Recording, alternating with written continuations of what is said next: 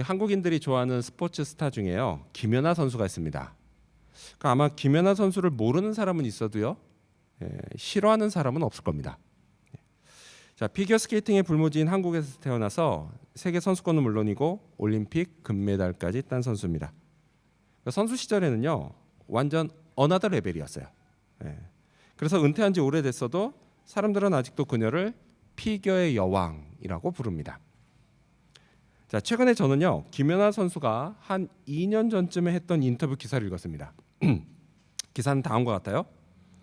10여 년 전 김연아는 한 인터뷰에서 일주일의 자유시간이 주어진다면 뭘 하고 싶냐라고 하는 질문에 운동과 멀어졌으면 좋겠어요. 보통 사람들은 어떻게 사는지 지켜보고 싶어요 라고 답했다.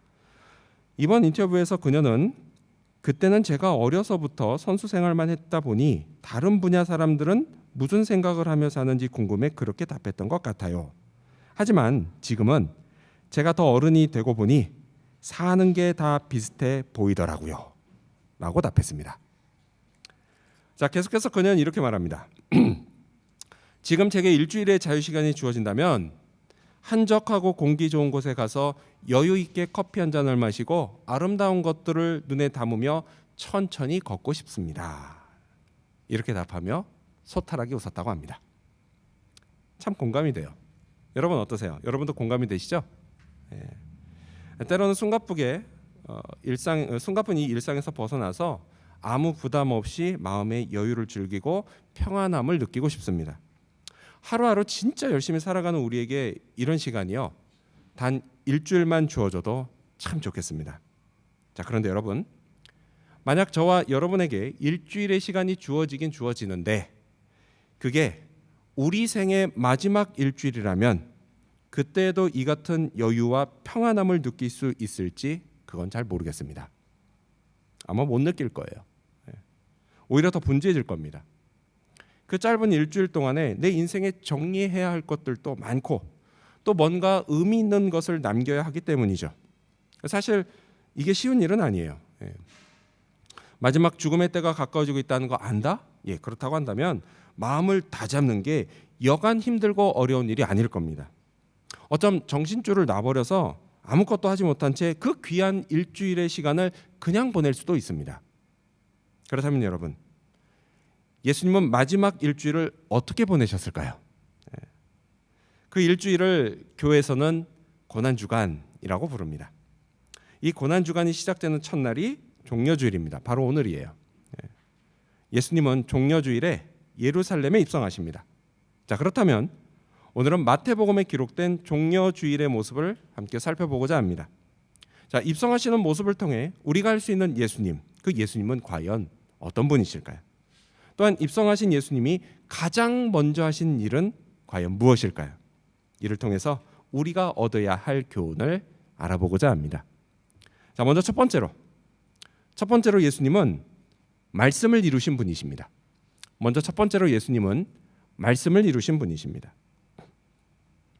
자, 오늘 우리가 읽은 본문은요, 하나님이 구약의 선지자를 통해 하신 말씀을 예수님이 이루신 것으로 시작됩니다.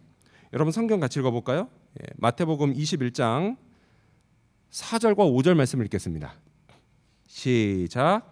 이는 선지자를 통하여 하신 말씀을 이루려 하심이라. 일러스되 시온 딸에게 이르기를 내 왕이 내게 임하나니 그는 겸손하여 나귀 곧 멍에 매는 짐승의 새끼를 탓도다 하라 하였느니라. 아멘.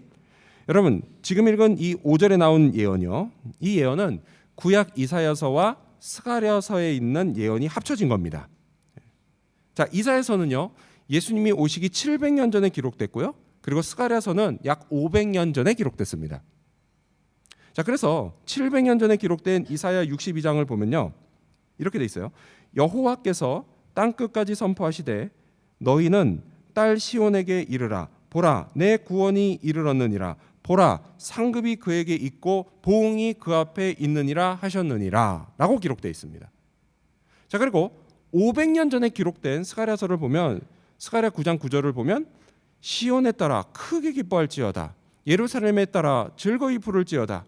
보라, 내 왕이 내게 임하시나니 그는 공의로우시며 구원을 베푸시며 겸손하여 나귀를 타시나니 나귀의 작은 것 곧 나귀 새끼니라 라고 되어 있습니다. 자, 이 예언들은 장차 구원을 베푸실 그리스도에 관한 것입니다.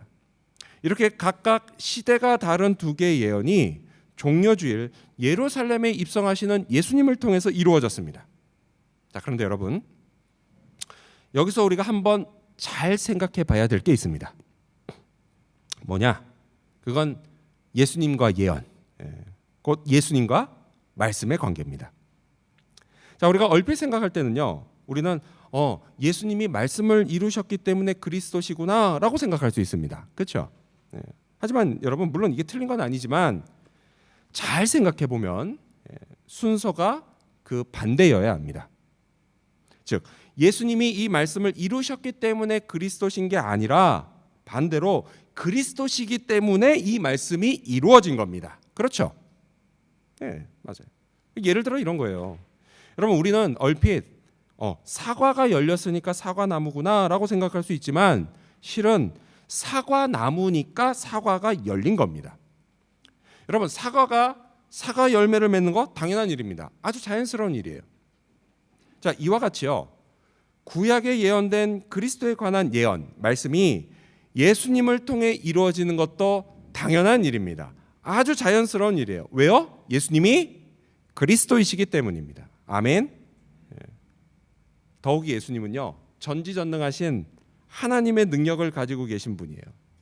그렇기 때문에 예언이 아무런 속임수 없이 예수님을 통해 그대로 이루어졌습니다. 그리고 그걸 보여주는 장면이 뭐냐? 바로 앞선 2절과 3절이에요. 자, 다시 성경으로 돌아가서 읽어볼까요? 마태복음 21장 2절과 3절입니다. 여러분 성경 보시면서 읽겠습니다. 읽습니다. 시작. 이르시되 너희는 맞은편 마을로 가라.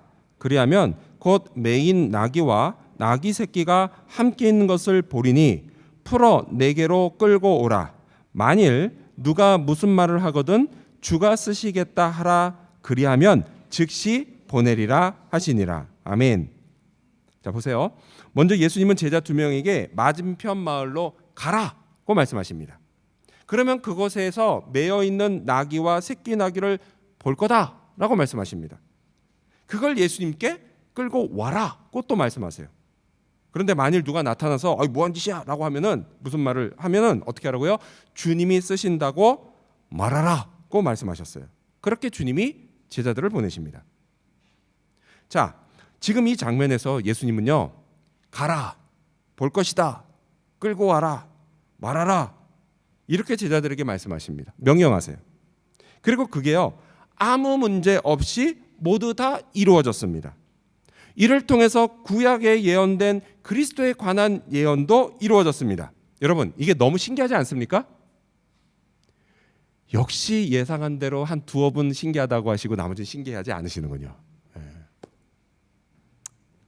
이해가 돼요. 이해가 됩니다.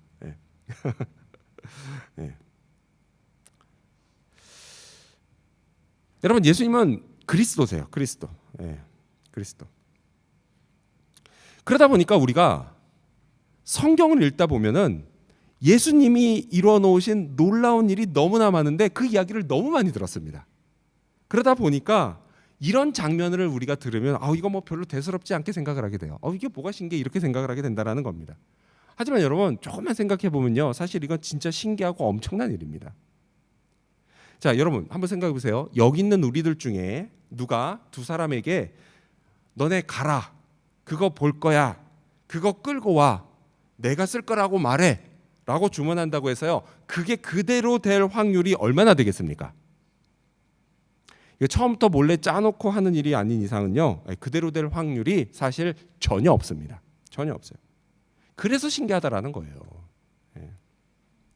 자, 더욱이 구약 성경에는요, 그리스도에 관한 예언이 이 두 가지 말고도 훨씬 더 많습니다.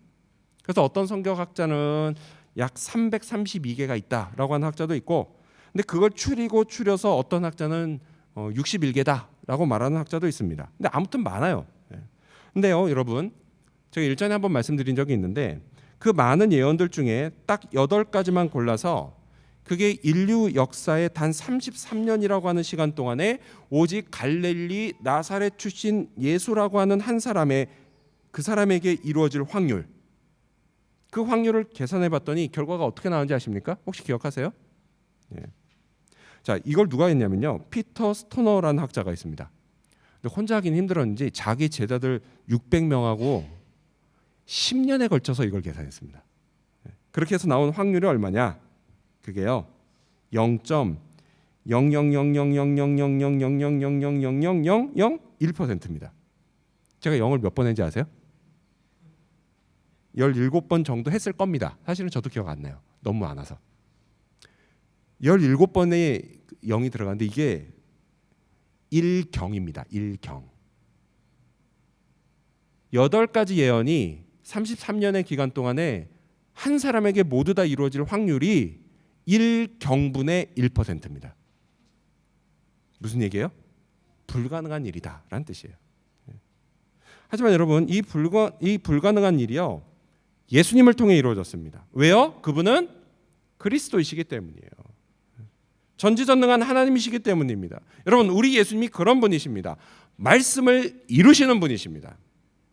그렇다면 여러분, 이토록 위대하신 분이 오늘 나를 이끌어 주시고 또 내 삶을 인도해 주신다면 우리가 얼마나 좋겠습니까? 바로 여기에 복음이 있어요. 기쁜 소식이 있습니다. 그분이 오늘 저와 여러분을 인도하신다는 사실입니다. 우리 인생의 걸음을 이끄신다는 사실입니다. 그렇습니다. 예수님은 우리의 인도자이십니다. 우리를 이끄시는 분이십니다. 이 복음을 굳게 믿으시기 바랍니다. 그리고 오직 예수님만 의지하며 사시기 바랍니다. 예언을 성취하시고 그리고 말씀을 이루신 예수님, 그분이 하신 약속은 반드시 이루어집니다. 여러분, 우리에게 예수님이요 많은 약속들을 하셨습니다. 뭐가 있죠? 십자가의 약속, 구원의 약속, 부활의 약속, 재림의 약속을 하셨습니다. 이 약속이 반드시 이루어집니다. 그리고 이 땅의 삶이 그렇기 때문에 이 땅의 삶이 좀 힘들고 어렵고 괴롭다 하더라도 조금만 더 견디시기 바랍니다. 또 주님이 하신 이 약속도 굳게 믿으시기 바랍니다. 바로 이거예요. 마태복음 28장 20절에 하신 약속입니다. 볼지어다 내가 세상 끝날까지 너희와 항상 함께 있으리라 하시니라. 아멘. 언제 어디서 무슨 일이 생겨도 주님이 이 세상 끝날까지 우리와 나와 항상 하시겠다라고 하신 이 약속을 굳게 믿고 붙잡으시기 바랍니다. 그러면 예수님을 경험하게 될 것입니다. 그러면 나와 우리의 삶에 역사하시는 전능하신 능력도 체험하게 될 것입니다. 이렇게 예언된 말씀, 그 말씀을 이루시며 예루살렘에 입성하신 예수님, 그분을 나와 여러분의 그리스도로 굳게 믿고 그리고 날마다 예수님과 함께 살아가는 저와 여러분이 되시기를 축원합니다. 종려주일에 예루살렘에 입성하시는 예수님, 그걸 통해 알 수 있는 예수님은 어떤 분일까요? 두 번째로 예수님은 찬양 받으실 분입니다. 두 번째로 예수님은 찬양 받으실 분입니다. 자, 이날 예수님이 입성하실 때요, 그곳에 모인 사람들의 반응을 마태복음은 이렇게 기록하고 있습니다. 우리 다시 성경으로 돌아가서 8절 말씀을 읽겠습니다. 읽습니다. 시작. 무리의 대다수는 그들의 겉옷을 길에 펴고 다른 이들은 나뭇가지를 베어 길에 펴고. 아멘. 자, 여기 보면요, 길에 겉옷을 펴고 또 나뭇가지를 펴는 거, 여러분 이건요 당시 백성들이 왕을 영접하는 방법이었습니다. 그 요한복음을 보면요, 이때 사용된 나뭇가지가 종려나뭇가지였다라는 걸 알 수가 있어요. 그래서 이날을 종려주일이라고 부르는 겁니다. 자, 근데 이 종려나무가 상징하는 게 있습니다. 그게 뭐냐? 그건 승리와 기쁨을 상징해요. 그래서 왕이 전쟁에서 승리하고 개선할 때 백성들이 종려나무 가지를 막 이렇게 흔들거나 아니면 길에다 펴놨던 겁니다. 자, 무리의 대다수가 예수님께 이렇게 했다라고 하는 것, 여러분 그건요 당시 사람들이 예수님을 어떤 존재로 생각하고 있는지 그걸 보여주는 겁니다. 자, 그들이 생각한 예수님은 유대인을 로마의 식민 통치에서 구원할 정치적인 메시아였습니다. 하나님의 이름으로 오신 분으로서 로마 정부에 맞서 싸울 왕이었습니다. 로마보다 더 높은 권세를 가진 위대한 왕이었습니다. 그래서 이런 이유로 그들에게 이 구약의 메시아 예언, 마태복음 21장 5절에 나온 예언이요, 시온의 딸에게 이르기를 내 왕이 내게 임하나니 그는 겸손하여 나귀 곧 멍에 매는 짐승의 새끼를 탓도다 하라 하였느니라. 이 예언에서 그들의 방점은 왕에 찍혀 있었던 겁니다. 왕. 식민 지배의 고통에서 우리를 구원하실 왕이었습니다. 그래서 예수님을 이렇게 찬양하죠. 이건 여러분 스크린 보시면서 같이 읽어볼까요? 우리 9절 말씀 스크린 보시면서 읽겠습니다. 9절 시작. 소리 높여 이르되 호산나 다윗의 자손이여 찬송하리로다 주의 이름으로 오시는 이여 가장 높은 곳에서 호산나. 호산나. 이건 우리를 구원하소서라는 뜻입니다. 그리고 다윗의 자손이여. 이건 옛적 이스라엘이 초강대국일 당시의 왕. 그때 왕 다윗. 그 다윗 왕의 자손을 뜻하는 겁니다. 즉 뭐예요? 다윗 시대의 영광을 재현할 왕. 그런 왕이라는 기대가 담겨 있는 호칭이에요. 그 왕이 로마의 권세보다 훨씬 더 높은 곳에서 훨씬 더 강한 힘으로 로마를 쫓아내고 호산나 우리를 구원하소서 라고 예수님을 찬양했던 겁니다. 하지만 여러분 불과 며칠 후에 그들의 기대는 산산조각 납니다. 왕인 줄 알았던 그 예수가 붙잡혀서 끌려가서 고문당하고 피투성이가 된 채 자기들 앞에 세워지기 때문이에요. 예수가 자기들의 기대를 이뤄주지 못한 겁니다. 그러자 예수님을 대하는 태도가 완전히 바뀌어버려요. 예수를 십자가에 못 박으라고 막 소리를 칩니다. 침을 뱉고 막 저주합니다. 그렇게 예수님을 십자가에 못 박는 일에 일조합니다. 근데 여러분 우리도 신앙생활을 할 때요 이런 걸 조심해야 됩니다. 이런 걸. 우리도 이들처럼요 예수님을 또 하나님을 내 세상 소원을 들어줄 분으로 믿으면 안 된다라는 거예요. 주님이 항상 내가 기대한 대로 다 이루어 주실까요? 결코 그렇지 않습니다. 만일 그렇다면요 저희 아버지는 돌아가지 않으셨을 겁니다. 제 곁을 떠난 사람이 한 명도 없었을 거예요. 여러분도 그렇잖아요. 아픈 사람이 한 명도 없고요. 다 좋은 성적을 받고요. 다 취직이 잘 되고 다 100점짜리 남편이나 아내 또는 며느리나 사위를 맞이했을 거고요. 속 썩이는 자식이나 형제 자매도 없었을 겁니다. 비자 문제요? 그런 건 하나도 없을 겁니다. 하지만 우리네 현실이 그렇지가 않아요. 그런 기대는 주님이 결코 다 채워주지 않으십니다. 그래서요 내가 기대했던 일이 내 뜻대로 되지 않기도 하고요. 또 내가 기도한 대로 응답되지 않기도 합니다. 그렇다면 여러분은 그럴 때 예수님을 버리실 건가요? 하나님을 떠나실 건가요? 내 기대를 충족시켜주면 그때만 나는 주님을 주님으로 믿으실 건가요? 아니요. 그럴 수는 없습니다. 그럴 수는 없어요. 여러분 우리는요 주님께 주님이 내 기대에 맞추라고 요구하면 안 됩니다. 오히려 반대로 우리가 주님의 기대에 맞춰야 해요. 우리가 주님의 생각에 우리 생각을 맞춰야 합니다. 이를 위해서요 우리가 주님보다 높아지면 안 됩니다. 항상 주님 아래로 내려와야 해요. 내 기대와 주님의 기대가 충돌하고 또 내 뜻과 주님의 뜻이 부딪히면 내 기대를 접고 주님의 기대에 맞춰야 합니다. 내 뜻을 주님의 뜻 아래 내려놔야 합니다. 잘 안 되죠. 그러니까 의지적으로 최선을 다해서 주님 말씀에 순종해야 해요. 여러분 그게요 곧 우리가 그리스도 안에 사는 겁니다. 이 사실 믿으시기 바랍니다. 그렇다면 종려주일에 입성하신 예수님은 우리에게 진정 어떤 분이실까요? 다시 한번 예수님의 메시아 예언을 보면요 5절 말씀이에요. 시온의 딸에게 이르기를 내 왕이 내게 임하나니 그는 겸손하여 나귀 곧 멍에 매는 짐승의 새끼를 탓도다 하라 하였느니라. 아멘. 여러분 우리는 이 예언의 방점이 겸손에 찍혀 있다라는 걸 알아야 합니다. 겸손. 예수님은 권세와 힘을 앞세운 왕과 같은 그런 정치적 메시아가 아니라 온유하고 겸손하신 평화의 왕으로 구원자로 오신 메시아이십니다. 그래서 겸손하게 새끼나귀를 타고 입성하셨어요. 이건 마치 뭐와 같느냐? 마치 나귀가 우리의 무거운 짐을 대신 지고 가는 것처럼 예수님은 우리의 무거운 죄짐을 대신 지고 십자가로 가셨습니다. 그리고 그것에서 피 흘려 죽으심으로 우리의 죄값을 대신 다 치르셨습니다. 이를 통해 우리가 죄를 용서받을 수 있게 하셨고, 이전에 죄 때문에 끊어졌던 하나님과 우리 사이를 회복시키셨습니다. 우리가 하나님께 복을 받는 길을 여셨습니다. 이 놀라운 일을 예수님이 하셨습니다. 그분이 바로 우리의 그리스도세요. 우리의 메시아이십니다. 따라서 여러분, 우리는 예수님을 찬양해야 합니다.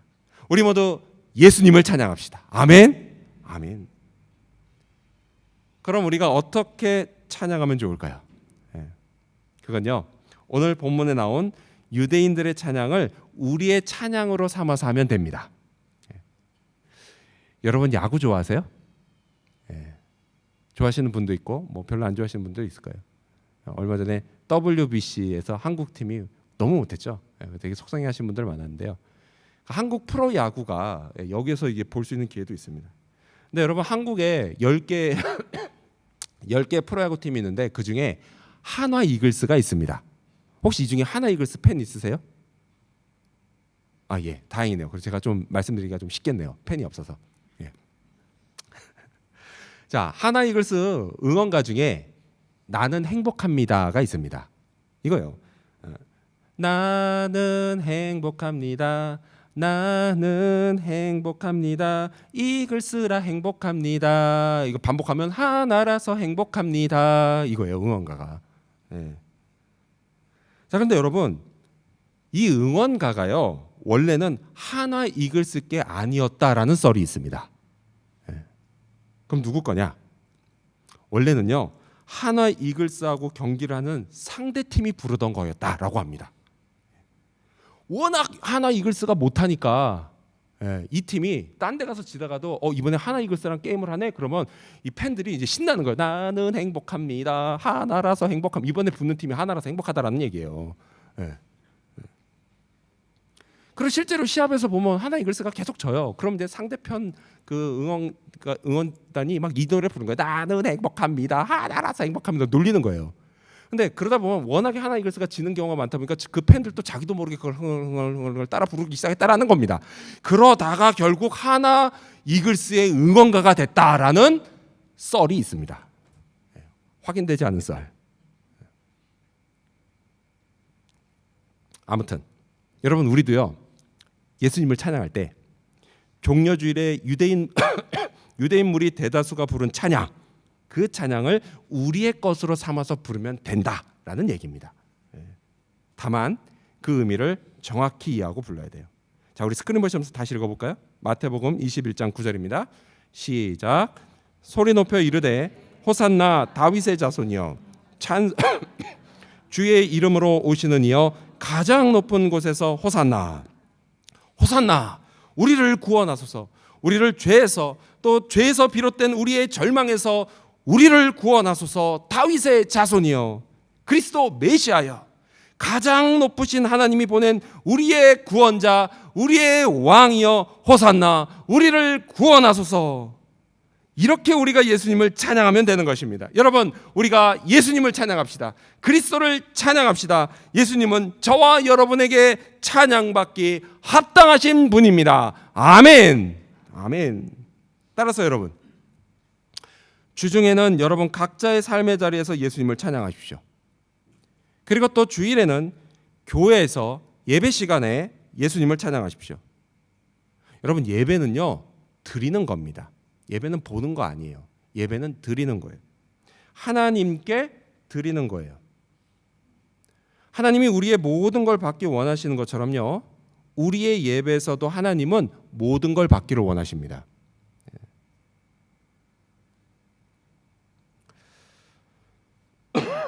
따라서 여러분 우리는요, 예배의 첫 순서인 나는 하나님을 예배합니다, 임예송, 그 찬양부터 하나님께 드려야 합니다. 예배의 앞순서인 찬양은요, 결코 예배를 준비한 순서가 아닙니다. 예배는 이미 시작됐습니다. 그러니 찬양을 빼고 드려도 된다는 생각은 하지 마십시오. 안 그러면요, 어쩜 하나님도 그 사람에게 복을 주실 때 앞에 있는 복은 빼고 뒤에 남은 것만 주실지도 모릅니다. 온전하지 않은 예배는 하나님이 받지 않으세요. 찬양을 빼먹고 예배를 드리면 하나님이 나는 너에게 예배 받은 적 없다라고 말씀하실지도 몰라요. 부디 이런 일이 없기를 바랍니다. 이를 위해서 여러분 조금만 더 일찍 나와 찬양부터 잘 들으시기 바랍니다. 찬양을 부를 때도요 마음을 다해 부르시기 바랍니다.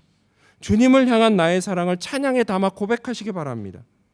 우리가 전심을 다해 부르는 찬양을 우리 주님이 기뻐하십니다. 잊지 마십시오 여러분. 예수님은 우리에게 찬양받기 합당한 그리스도 메시아이십니다. 그래서 온전한 찬양으로 주님을 높이고 은혜와 축복을 받는 저와 여러분이 되시기를 축원합니다. 종려주일 예루살렘에 입성하시는 예수님을 통해 알 수 있는 예수님 어떤 분일까요? 마지막 세 번째로 예수님은 성전을 정화하신 분입니다. 마지막 세 번째로 예수님은 성전을 정화하신 분입니다. 자, 다시 성경으로 돌아가서 12절과 13절 말씀을 읽겠습니다. 시작. 예수께서 성전에 들어가사 성전 안에서 매매하는 모든 사람들을 내쫓으시며 돈 바꾸는 사람들의 상과 비둘기 파는 사람들의 의자를 둘러 엎으시고 그들에게 이르시되 기록된 바 내 집은 기도하는 집이라 일컬음을 받으리라 하였거늘 너희는 강도의 소굴로 만드는도다 하시니라. 아멘. 자, 마태복음에 따르면요 예루살렘에 입성하신 예수님은 가장 먼저 성전을 정화하십니다. 자, 이때 당시요 이스라엘 사회는 로마 돈을 썼습니다. 로마 돈을 썼어요. 네. 하지만 그 로마 돈에 보면은 뭐가 있었냐? 황제가 새겨져 있었습니다. 로마 황제. 그러다 보니까 성전에서 헌금을 받는 돈, 그 돈은 로마 돈이 아니라 이스라엘 돈으로 받았어요. 네. 자, 그러다 보니까 어떻게 해요? 이 로마 돈을 이스라엘 돈으로 환전해야 될 필요가 있습니다. 그래서 그 성전에 환전소가 있었어요. 근데 문제가 뭐냐? 환율이 엄청 셌다는 겁니다. 네. 그런데 남는 돈이 있겠죠? 그래서 그렇게 남은 돈을 제사장들이 뒷돈으로 챙겼습니다. 네. 자, 그리고 또 성전에는요 제사에 사용될 재물, 비둘기를 파는 곳도 있었어요. 네. 원래 비둘기는요 소나 양보다 값이 쌉니다. 그렇겠죠? 아무래도 요만한 거하고 요만한 거하고 가격이 다를 테니까 싸요. 그러니까 하나님이 비둘기를 제사로 쓰는 사람을 누구로 정해줬냐면 가난한 사람들은 비둘기 써도 된다라고 하셨어요. 배려하려고. 참 좋으신 분이죠. 그런데 이건 역시도요 성전에서 비둘기를 파는데 실제보다 몇 배나 비싸게 팔았습니다. 그래서 그렇게 남은 돈, 이 남긴 돈도 제사장의 뒷주머니에 탁 챙겼다라는 거예요. 그래서 주님이 너희가 성전을 강도의 소굴로 만들었다라고 책망하신 겁니다. 자, 근데 한편 성경은요 성전이 예루살렘에만 있는 게 아니라 오늘 우리 마음속에도 있다, 성전이 있다라고 말씀을 하세요. 자, 우리가요 예수님을 구원자로 믿고 내 마음에 영접하면 그 순간 성령이 내 마음에 들어오십니다. 그때부터 내 마음이 그래서 뭐가 돼요? 성령 하나님이 사시는 집이 되고 또 성전이 됩니다. 자, 그래서 이에 관해서 신약 고린도전서는 이렇게 말씀합니다. 3장인데요. 먼저 고린도전서 3장 9절을 보면 같이 읽어볼까요? 시작. 너희는 하나님의 밭이요 하나님의 집이니라. 아멘. 하나님의 집이다 라고 말씀을 해요. 자, 그리고 계속해서 16절을 보면 또 이렇게 말씀합니다. 읽어볼까요? 시작. 너희는 너희가 하나님의 성전인 것과 하나님의 성령이 너희 안에 계시는 것을 알지 못하느냐. 아멘. 성전인 것을 알지 못하느냐라고 말씀하세요. 무슨 얘기예요? 성전인 걸 당연히 알아야 한다라고 말씀을 합니다. 그렇습니다, 여러분. 우리 각 사람은 하나님이 사시는 집이요 또한 성전입니다. 아멘. 우리 믿으시는 분만 옆 사람 보시면서 같이 인사 나누시겠습니다. 옆 사람 보시면서 당신은 하나님의 집입니다. 성전입니다. 당신은 하나님의 집입니다. 성전입니다. 그렇습니다, 여러분. 우린 집이에요. 자, 근데 이 집에 관해서는요 오늘 여기 있는 저와 여러분은 모두 다 예배 끝나고 돌아갈 집이 있습니다. 뭐 물론 그게 뭐 자가든 아니면 렌트든 기숙사든 쉐어든 어쨌든 다 집이 있어요. 돌아갈 집이. 그렇죠? 자, 그런데 여러분 집이라고 하는 게 참 신기해서요 내가 아무리 깨끗이 쓰려고 해도요, 시간이 지나면 먼지가 쌓이고 다 더러워집니다. 나도 모르는 사이에 어질러져 있어요. 그래서 그게 당장 눈에 띄는 곳이요, 제가 볼 땐 주방인 것 같아요. 주방. 뭐 단 하루가 뭡니까? 단 한 끼만 안 치워도요, 당장 다음 끼니를 먹지 못할 만큼 그냥 정신없이 지저분합니다. 집이 그래요. 집이. 자, 그러니 우리가 어떻게 해야 되죠? 집을 때마다 청소해야 합니다. 정화해야 해요. 매 끼니마다 해야 하기도 하고요, 매일마다 해야 하기도 하고요, 일주일마다 해야 하기도 합니다. 어쨌든 꼭 한 번씩 청소해야 합니다. 청소해야 돼요. 네, 여러분, 우리 마음 속에 있는 집도 마찬가지라는 거예요. 여러분, 우리 마음에는요, 성령만 계신 게 아니라 죄성도 있습니다. 잘 들으세요. 뭐가 있다고요? 죄성도 있어요. 죄성도.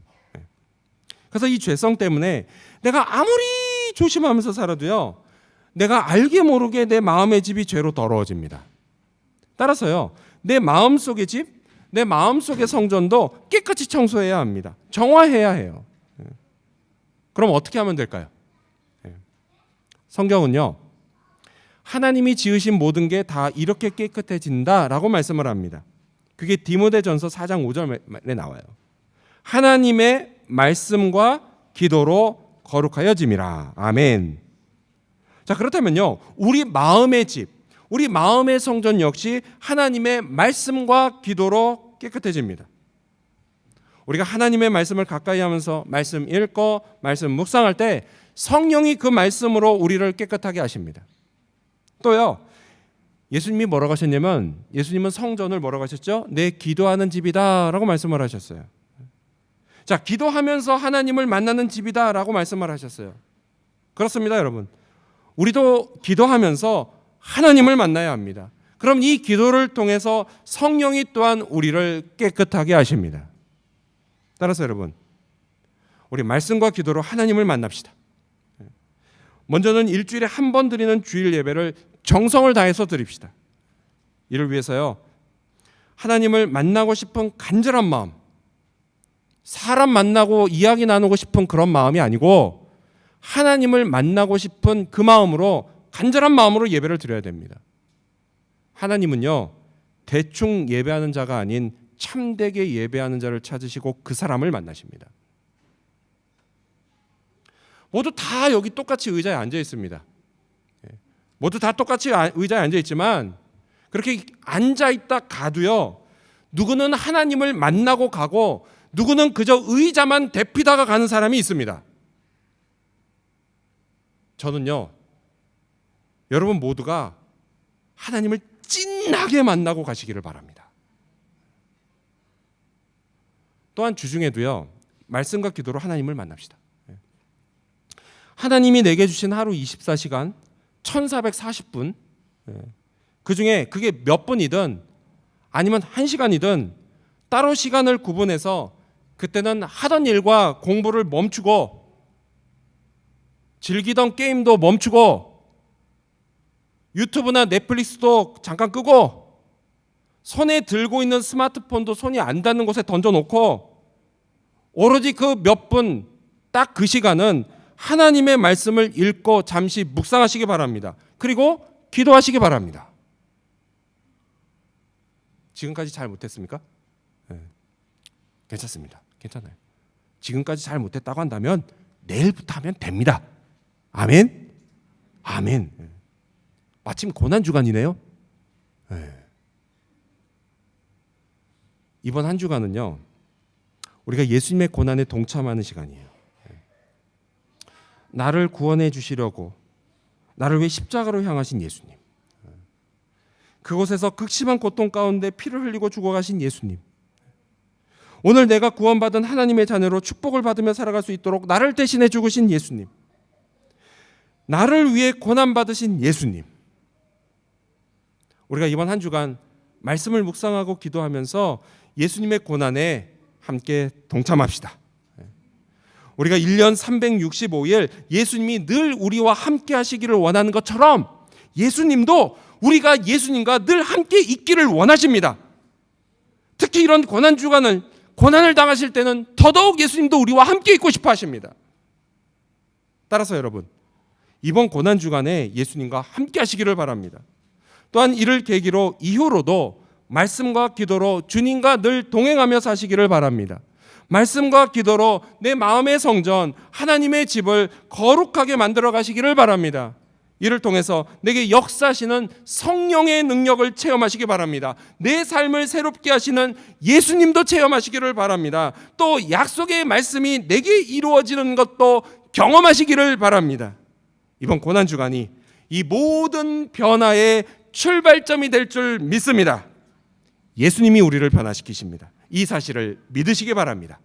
이러한 믿음으로 십자가를 지시기 위해 종려주일 예루살렘에 입성하신 예수님, 우리의 그리스도 메시아를 찬양하는 저와 여러분, 그리고 우리 지구촌 교회 모든 성도님들이 되시기를 주님의 이름으로 축원합니다. 기도하겠습니다.